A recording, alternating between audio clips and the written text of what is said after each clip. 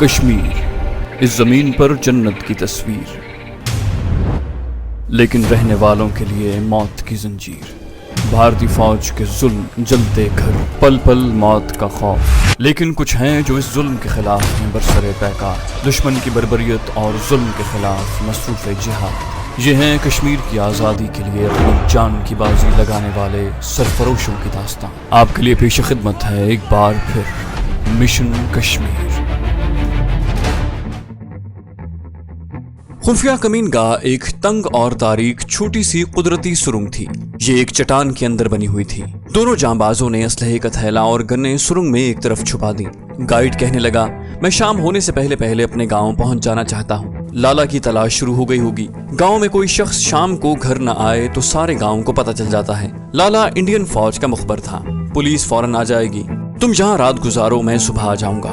Guide गधे को साथ लेकर चला गया। रब नवाज ने अली रजा को कहा, पुलिस ने गफ्फार को पकड़ लिया तो कहीं ये बक न दे। अली रजा चुप था। सुरंग में रोशनी ज्यादा नहीं थी। नीचे एक पहाड़ी नाला बह रहा था जिसकी हल्की हल्की आवाज आ रही थी। अली रजा ने कुछ सोचते हुए कहा, कुछ नहीं कहा जा सकता। वैसे आज तक किसी कश्मीरी गाइड ने हमें धोखा नहीं दिया। वो भारतीय फौज के टॉर्चर से शहीद हो गए मगर जबान नहीं खोली।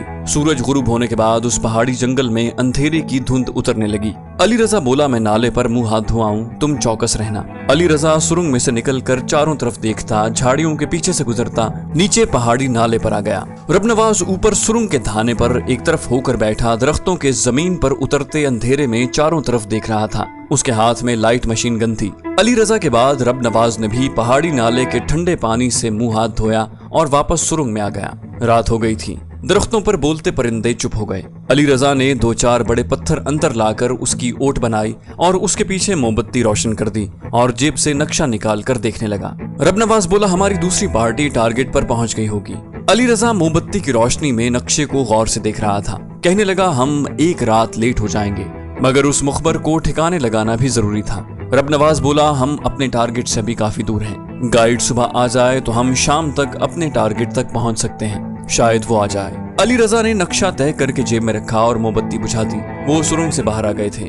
बाहर आसमान पर बादल गायब हो चुके थे और सितारों की धीमी धीमी सुरमई सी रोशनी फैली हुई थी। गफ्फार गाइड रोटी वाला रुमाल उनके पास छोड़ गया था। रुमाल में अभी तक 6-7 रोटियां बाकी थी। साथ अचार भी था। उन्होंने वहीं बैठे बैठे अचार के साथ रोटी खाई। अली रजा ने कहा, तुम सो जाओ, 12 बजे तक मैं पहरा दूंगा। रब नवाज सुरंग के अंदर जाकर सो गया। अली रजा स्टेन गन लिए सुरंग के थाने पर एक तरफ होकर बैठ गया। उसकी आंखें बाहर दरख्तों और चट्टानों का जायजा ले रही थी। पहाड़ी जंगल में सिवाय नाले में पानी के बहने की आवाज के दूसरी कोई आवाज नहीं थी। उस वक्त उसे तेज चाय की तलब महसूस हुई, मगर चाय के बगैर वो जागता रहा। उसे ट्रेनिंग दी गई थी। ठीक 12 बजे रात उसने रब नवाज को जगा दिया और खुद गहरी नींद सो गया। रात गुजर गई। सूरज की सुनहरी किरणें जंगल में फैलने लगी। साथ ही दरख्तों पर परिंदों ने चहचहाना शुरू कर दिया। अब उन्हें गाइड का शदीद इंतजार था। दिन के 10 बजे गफ्फार गाइड आ गया। वो गधे के साथ आया था। गधे पर नई खुश्क लकड़ियों का गट्ठा लदा हुआ था। वो अपने साथ 10-12 तनूरी रोटियां भी लाया था। आते ही बोला, हिंदू मुखबर के गुम होने की सबको खबर हो गई है। शाम को भारतीय फौज के कुछ सिपाही आए थे। मैं अपने घर पर ही था। उन्होंने मुझसे भी पूछगिछ की, मगर मैंने कहा कि मुझे तो लाला आज मिला ही नहीं। अब यहाँ से निकल चलो। मेरा शाम तक हर हालत में वापस गांव पहुंचना जरूरी है। सुरंग से निकलकर उनका पहाड़ी इलाके में सफर एक बार फिर शुरू हो गया। दोपहर तक वो मुसलसल चलते रहे। रास्ते में उन्होंने कई पहाड़ी नदी नाले पार किए। दोपहर को एक जगह बैठकर उन्होंने थोड़ा बहुत खाया, बमुश्किल 5 मिनट आराम किया और फिर आगे चल पड़े।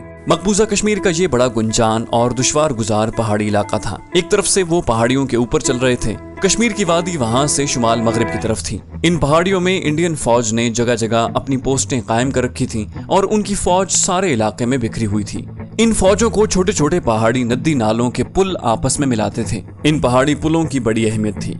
मैदानी इलाके में अगर एक पुल को उड़ा दिया जाए तो उसकी जगह आरजी पुल खड़ा कर दिया जाता है, क्योंकि मैदानी इलाके में पुल का साजो सामान आसानी से पहुंच जाता है, मगर पहाड़ी इलाके में ऐसा मुमकिन नहीं होता। अगर पहाड़ी इलाके में कोई पुल तबाह कर दिया जाए तो फौज का जमीनी राब्ता एक दूसरे से कट जाता है और वो फौरी तौर पर दूसरे पुल की तामीर का सामान भी आसानी से नहीं ला सकते। इन पुलों में एक ऐसा पुल भी था जिसकी हैसियत मकबूजा कश्मीर में मौजूद इंडियन फौज की शहरक की थी।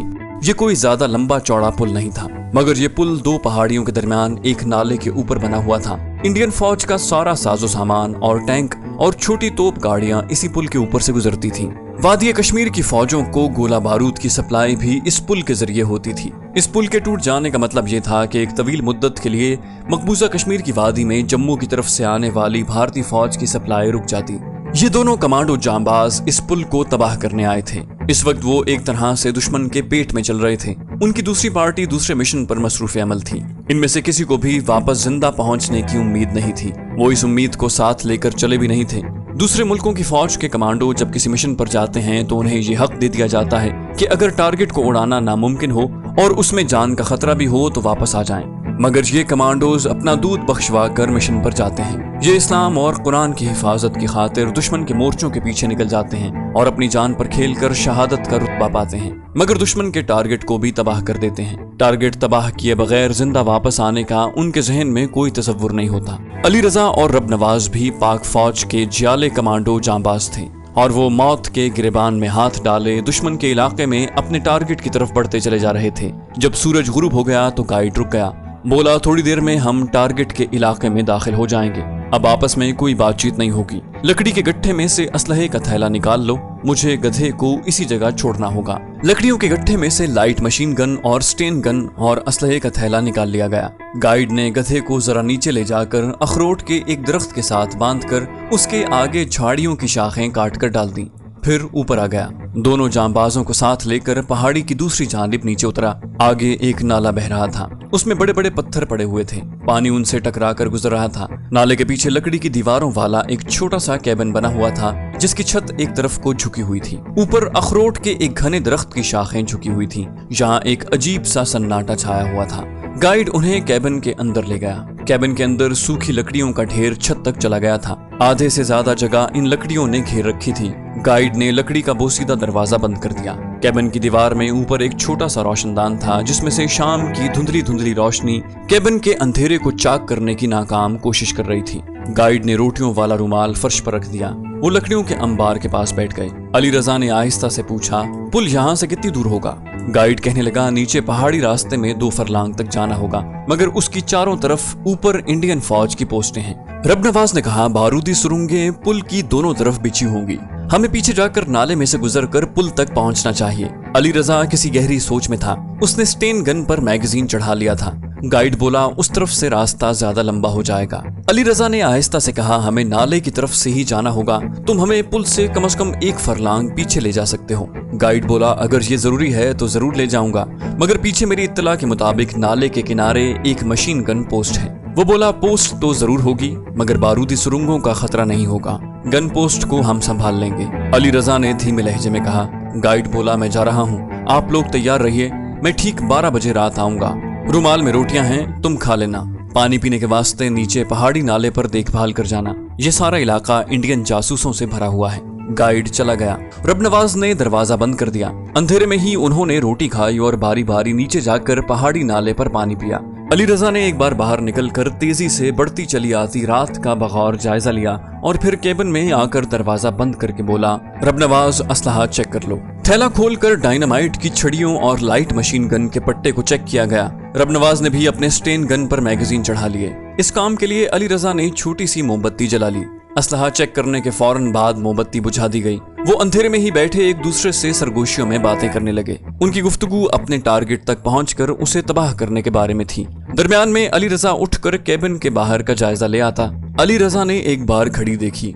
उसकी चमकीली सुइयां रात के 12:15 बजा रही थी। उसने तशवीश का इजहार करते हुए अपने साथी रब नवाज से कहा, इसे अब तक आ जाना चाहिए था। रब नवाज बोला, कहीं वो पकड़ा न गया हो। उसने अपने खदशे का इजहार किया। अली रजा की आंखें घड़ी की चमकीली सुइयों पर जमी हुई थीं। अगर 15 मिनट तक वो न आया तो हम अकेले ही टारगेट की तरफ एडवांस करेंगे। हम पहाड़ी नाले का खोज लगा लेंगे। ग्रेनेड निकाल कर बांट लो। डायनामाइट की छड़ियां मुझे दे दो। रब नवाज ने थैला खोलकर 5 हैंड ग्रेनेड अली रजा को दिए और 5 अपनी कमर के साथ कुर्ते के अंदर बंधे हुए कपड़े में छुपा लिए। अली रजा ने जेब से नक्शा निकालकर मोमबत्ती जलाई। वो बड़े बड़े पत्थरों की ओट में था। नक्शे की आड़ी तिरछी लकीरों को उसने गौर से एक बार फिर देखा। वो दोनों इन लकीरों की जबान को समझते थे। उसके बाद अली रजा ने नक्शे को पुर्जा पुर्जा करके जमीन में दबा दिया और मोमबत्ती बुझा दी। हमारे पास सिर्फ 5 मिनट है। अगर गाइड न आया तो हम यहाँ से निकल पड़ेंगे। हम दरमियान में 10-15 कदम का फासला रखेंगे। तुम मेरे दाएं पहलू की तरफ से आगे बढ़ोगे। अली रजा ने घड़ी अपने हाथ में ले रखी थी। दोनों की नजरें सेकंड की चमकीली सुई पर जमी थीं, जो आहिस्ता आगे बढ़ती जा रही थी। अभी रात के 12:15 बजने में 2 मिनट बाकी थे कि उन्हें बाहर आहट सुनाई दी। दोनों जमीन पर औंधे होकर लेट गए। मशीन गनों का रुख केबिन के दरवाजे की तरफ था, जहां रात की धुंध की नीली रोशनी हो रही थी। अली रजा ने रबनवाज के कांधे पर हाथ लगाया। रबनवाज केबिन की दीवार के साथ आगे खिसकने लगा। इतने में बाहर से गाइड गफ्फार के कोड लफ्ज की आवाज सुनाई दी। वो दोनों उठकर बैठ गए। अली रजा ने कोड में ही जवाब दिया। गाइड गफ्फार अंदर आया। अंदर आते ही वो उनके पास पंजों के बल बैठ गया और धीमी आवाज में बोला, आगे चेक पोस्टों पर इंडियन फौज की नफरी बढ़ गई है। अब खतरा ज्यादा हो गया है। तुम क्या कहते हो? केबिन के अंधेरे में बाहर से रात की फीकी सी नीली रोशनी अंदर आ रही थी, जिसमें अली रजा और रबनवाज को गाइड का हयूला सा नजर आता था। अली रजा ने गाइड के कांधे पर हाथ रख दिया और कहा, हम वापस जाने के लिए नहीं आए गफ्फार भाई, हम अपनी माओं से दूध की धारें बख्शवा कर आए हैं। कश्मीरी मुजाहिद गाइड की आंखों में भी एक चमक सी आ गई। उसके मुंह से अपने आप निकला, अल्लाह तेरी शान। वो उठा, मेरे पीछे पीछे आओ। केबिन के बाहर आसमान साफ था। सितारों की चमक ने अंधेरे की चादर को सुरमई सा कर दिया था, जिसमें उन्हें दरख्त झाड़ियां सायों की तरह दिखाई दे रही थी। इस मिशन के लिए तारीख और बगैर चांदनी की रातों का इंतखाब किया गया था। गाइड उन्हें अंधेरे में ऐसे इलाके से गुजार रहा था, इतने बड़े बड़े पत्थर बिखरे हुए थे कि लगता था किसी ने पहाड़ को काट कर उसके टुकड़े इधर उधर डाल दिए हैं। वहाँ कोई बाकायदा रास्ता या पगडंडी नहीं थी। उन्हें खुद रास्ता बनाकर चलना पड़ रहा था। ये भी ख्याल था कि उनके कदमों की या किसी झाड़ी के चाकू से काटने की आवाज पैदा न हो, क्योंकि इस सारे इलाके में इंडियन फौज फैली हुई थी। लाइट स्टेन गन्ने उनके कांधों से स्लिंगों के साथ लटक रही थी। चाकू हाथों में थे, जिनसे वो सामने आने वाली झाड़ियों की शाखों को एहतियात से काटकर अलग कर देते। सामने टीले की चढ़ाई आ गई। गाइड गफ्फार रुक गया। उसने दोनों पाकिस्तानी जांबाजों को वहीं बैठने का इशारा किया और सरगोशी में बोला, जब तक मैं वापस ना आऊं तुम इसी जगह बैठे रहना। ये कहकर वो झुका झुका चढ़ाई चढ़ने लगा। उसके जाने के कुछ देर बाद रबनवाज ने अली रजा से कहा, गिराई ये कहाँ गया है? अली रजा समझ गया कि रबनवाज का अभी तक शक दूर नहीं हुआ। रबनवाज ट्रेंड फौजी कमांडो था और उन्हें इस बात की खास तौर पर तरबियत दी जाती है कि वो किसी खुशफहमी को करीब भी फटकने न दें और खतरों को हमेशा सामने रखें। मगर अली रजा ने कश्मीरी गाइड को अपनी नजरों में रखा हुआ था। उसकी नजर अंधेरे में ही गाइड को चढ़ाई चढ़ते देख रही थी। उसने आहिस्ता से कहा, फिक्र नहीं, अल्लाह मालिक है। गाइड टीले के ऊपर जाकर बैठ गया।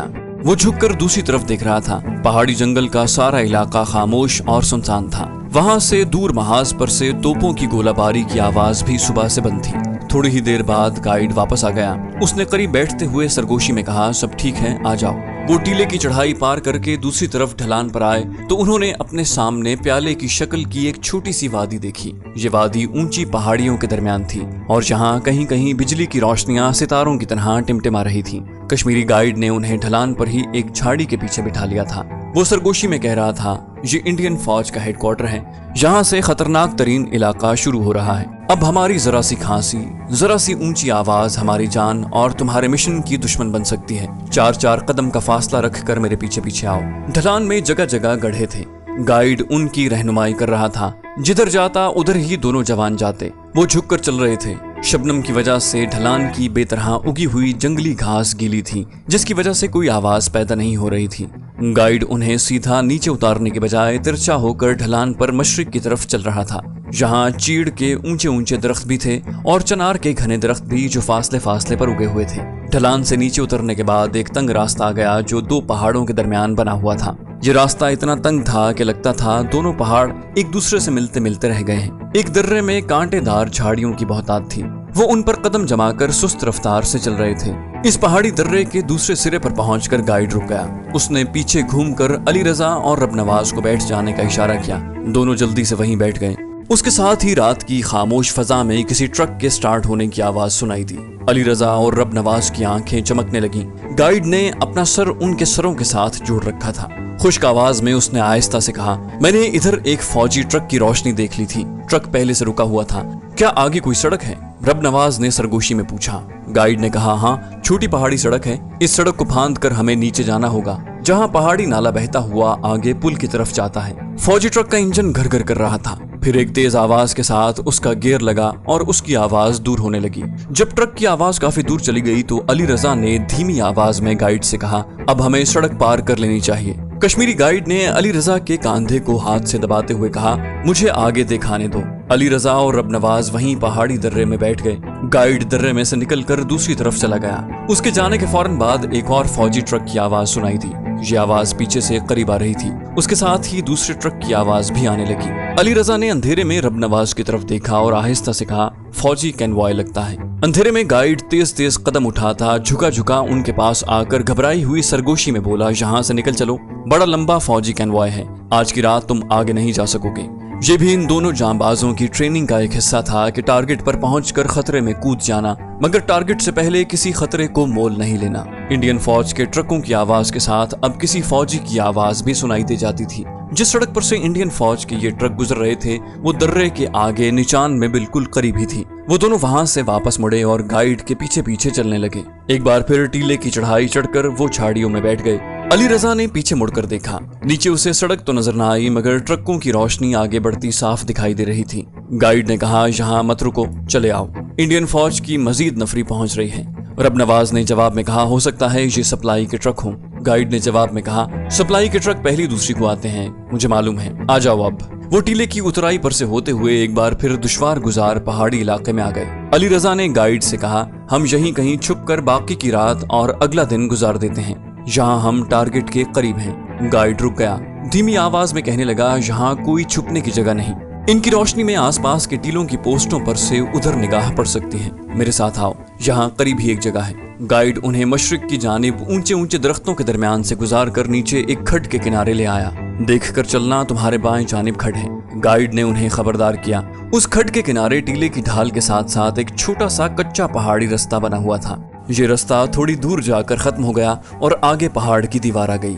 अली रजा और रब नवाज रुक गए। गाइड आगे आगे था। वो पहाड़ की दीवार के पास जाकर गायब हो गया। थोड़ी देर के बाद उसका एक हजूला फिर नमूदार हुआ। करीब आकर उसने आहिस्ता से कहा, यहाँ एक छोटी सी खो है, वहाँ तुम वक्त गुजार सकते हो। मेरा ख्याल है उधर कभी कोई गश्त करता सिपाही नहीं आता। खो में अंधेरा था और बकरियों की मेंगनियों की बू फैली हुई थी। अली रजा ने हाथ ऊपर किया और उसका हाथ खो की छत से जा लगा। वो खो की दीवार के साथ लगकर बैठ गए।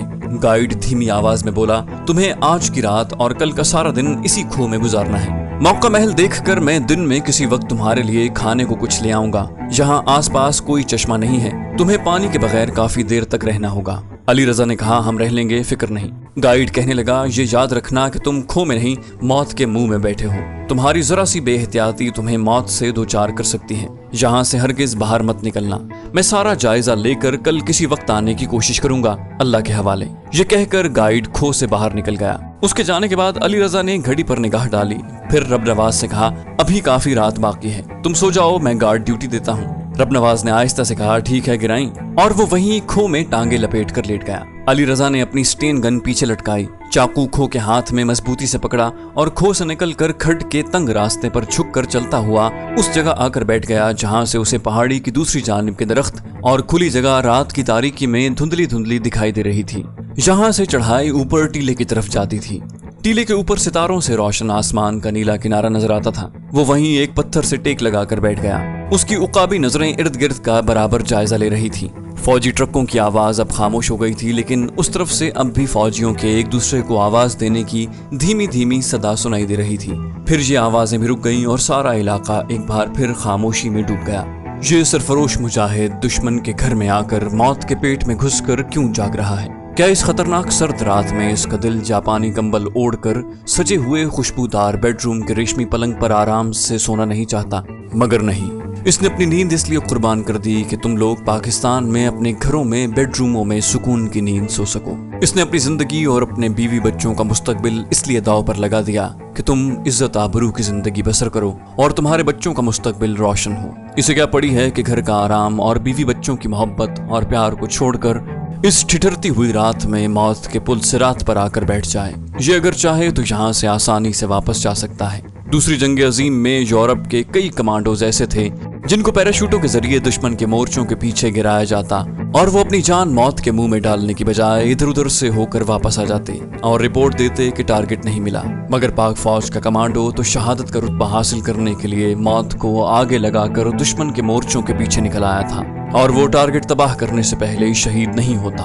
उसके लबों पर नबी करीम सल्लल्लाहु अलैहि वसल्लम का कलिमा होता है और सीने में कुरान पाक की अमानत। ये भूखा प्यासा जवान कुरान करीम की आयत का विरद कर रहा है। काश तुम देख सकते कि इस जंगल के सारे दरख्तों का एक एक पत्ता किस तरह हमतन गोश है। काश तुम देख सकते, काश तुम इस जज्बे को पहचान सकते। तो दोस्तों, ये थी हमारी आज की एपिसोड। उम्मीद करते हैं आपको हमारी कहानी पसंद आई होगी। जाने से पहले इस वीडियो को लाइक कीजिए और शेयर करना मत भूलिए। कमेंट करके हमें बताइए कि आपको हमारी वीडियो कैसी लगी। और अगर अभी तक आपने इस चैनल को सब्सक्राइब नहीं किया तो इसे सब्सक्राइब कीजिए और बेल आइकन दबाकर ऑल नोटिफिकेशंस ऑन कर लीजिए।